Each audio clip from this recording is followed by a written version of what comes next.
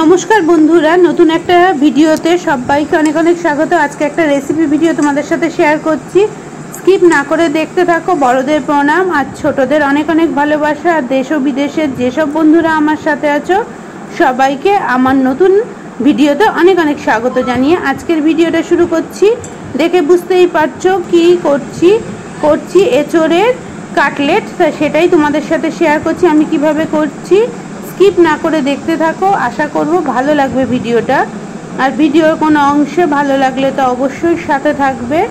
তো চলো ভিডিওটা শুরু করা যাক। এখন থেকে শুরু তো করেই দিয়েছি, আমি কিভাবে তৈরি করছি সেটাই তোমাদের সাথে শেয়ার করে নেব। তো এখন প্রথমেই শুরু করার জন্য যে মেন উপকরণটা লাগবে সেটাই কেটে নেব। এখানে দেখো এঁচোড়টা খুব ছোট মাপের এঁচোড় নিয়ে নিয়েছি। তো এঁচোড়টা খোসা ছাড়িয়ে নেব। তো এঁচোড়টা দুফালা করে কেটে নিয়েছি।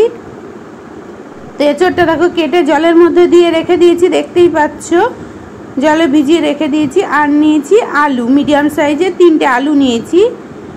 এবার এঁচোড়টাকে খুব ভালো করে ধুয়ে নেব, আঠা গন্ধটা যাওয়া অবধি 2-3 বার ধুয়ে নিয়েছি। দিয়ে এখন কড়াইয়ে জল দিয়ে দিয়েছি, এঁচোড়টা সেদ্ধ বসিয়ে দিচ্ছি।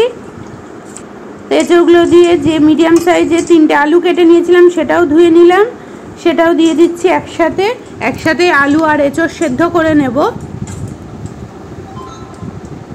তো সেদ্ধ করার সময় এখন আমি এর মধ্যে দিয়ে দেব হলুদ আর নুন। তো দেখো হলুদটা দিয়ে দিচ্ছি, একটু হলুদটা সেদ্ধ করার সময় দিলে রঙটা বেশ ভালো লাগে, নাহলে সাদা সাদা হয়ে যায়, ভালো লাগে না এঁচোড়টা দেখতে। তো নুনটাও ভেতরে ঢুকে যাবে, নুন আর হলুদ একসাথে ভালো করে দেখো একটা খুন্তির সাহায্যে মিশিয়ে দিলাম। দিয়ে এখন চাপা দিয়ে সেদ্ধ করতে দিয়ে দেবো।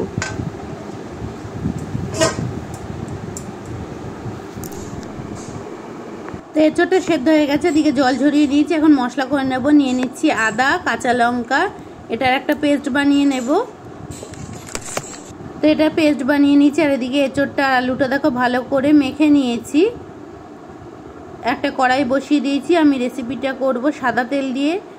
এই রেসিপিটার তেলটা একটু বেশি পরিমাণে দিতে হবে। এখন আমি যে সেদ্ধ করে রাখা আলু আর এঁচোড়টা রেখেছি তার মধ্যে আদা, কাঁচা লঙ্কা পেস্টটা দিয়ে দিলাম। এবার জিরের গুঁড়ো দিয়ে দিচ্ছি।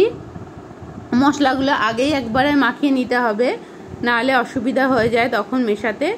এবার দিয়ে দিলাম পরিমাণ মতো নুন, দিয়ে দিলাম চিনি। খুব বেশি চিনি এখানে দেবো না, কারণ কাটলেটটা একটু ঝালই ভালো লাগে। তো এবার দিয়ে দিচ্ছি দেখো আমচুর পাউডার।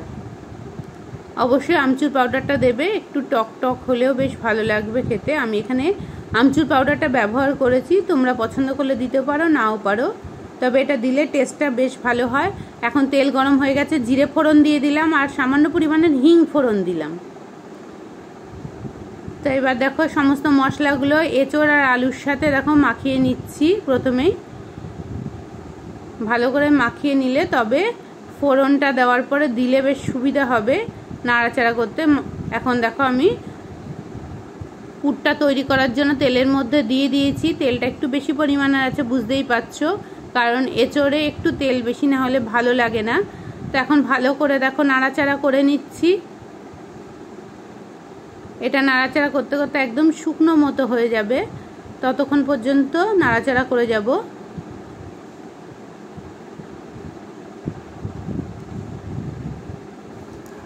তো দেখো ভালো করে নাড়াচাড়া করছি, কড়াইয়ের মধ্যে আটকে যাচ্ছে, সেগুলোকেও আমি একটুখানি ভালো করে ছাড়িয়ে নিচ্ছি, দেখতেই পাচ্ছ। তো পুরটা প্রায় তৈরি হয়ে এসেছে, আর অল্প কিছুক্ষণ সময় লাগবে। কড়াই থেকে দেখো ছেড়ে যাচ্ছে পুরটা পুরো। এখন এর মধ্যে একটু দিয়ে দিলাম শুকনো লঙ্কার গুঁড়ো, কারণ লঙ্কাটা একটু কম হয়েছিল, শুকনো লঙ্কার গুঁড়ো দিয়ে দিলাম একটু। আর দেবো এখন একটু বিস্কুটের গুঁড়ো, বড় চামচের 1 চামচ আর একটুখানি মতো বিস্কুটের গুঁড়ো দেখো দিয়ে দিলাম এর মধ্যে। দিয়ে সেটাও নাড়াচাড়া করে নিচ্ছি। এখন আমার পুরটা একদম রেডি হয়ে গেছে। একটু ভালো করে বিস্কুটের গুঁড়োটার সাথে মাখিয়ে নিচ্ছি। এবার দিয়ে দিলাম শাহি গরম মশলা। তো গরম মশলাটাও মিশিয়ে দিচ্ছি। এখন আমি গ্যাসটা বন্ধ করে দিয়েছি, নামিয়ে নেব। এবার দেখো দেখতেই পাচ্ছ কড়াই থেকে পুরো ছেড়ে আসছে। এই পর্যায়ে আমি পুরটাকে এবার নামিয়ে নেব। নামিয়ে ঠান্ডা করতে দেবো। দেখতেই পাচ্ছ কতটা পুরটা রেডি হয়ে গেছে। তো এখন আমি ঠান্ডা করতে দিয়ে দিয়েছি। পুরটা ঠান্ডা হতে হতে বাকি কাজগুলো করে নেব। এখন নিয়ে নিয়েছি একটা বাটি, তার মধ্যে নিয়ে নিয়েছি কিছুটা বেসন, এবার দিয়ে নিচ্ছি কর্নফ্লাওয়ার। একটা ব্যাটার তৈরি করে নেব আমি কাটলেটটার জন্য। এবার এই ব্যাটারটা তৈরি করার জন্য বাকি জিনিসগুলো সব দিয়ে দেবো। শুকনো লঙ্কার গুঁড়ো দিয়ে দিচ্ছি, দেখতেই পাচ্ছ। নুন দিয়ে দিচ্ছি, খুব বেশি দেবো না নুন, অল্প পরিমাণে একটু চিনি দিয়ে দিলাম। আর একটু এখানেও আমচুর পাউডার ব্যবহার করেছি। দিয়ে জল দিয়ে দিচ্ছি, দিয়ে একটা পাতলা ব্যাটার তৈরি করে নেব। দেখো আমার ব্যাটারটা একদম রেডি হয়ে গেছে। কতটা পাতলা করেছি সেটাই তোমাদের সাথে একটু শেয়ার করে নিলাম, যাতে কাটলেটটার গায়ে লাগানো যায় সেরকমই অবস্থায় রাখতে হবে। তো এটা রেডি করে এদিকে রেখে দিলাম। আমার পুরটাও ঠান্ডা হয়ে গেছে। এখন আমি কাটলেটের শেপ দেব। তো তার জন্য দেখো বেশ কিছুটা পরিমাণে নিয়ে নিচ্ছি, নিয়ে গোল করে নিলাম। তো গোল করে এখন দেখো কাটলেটের শেপ দেব। এটা তোমরা লম্বাও করতে পারো, যে যেরকম শেপ দিয়ে করতে চাও করতে পারো। আমি এটা কাটলেটের শেপেই তৈরি করেছি। তো দেখো এগুলোকে আমি সব রেডি করে নিয়ে আগে তারপর ফিরে আসছি। তো আমি কিভাবে কাটলেটের শেপটা দিচ্ছি সেটাই তোমাদের দেখিয়ে দিচ্ছি একটু।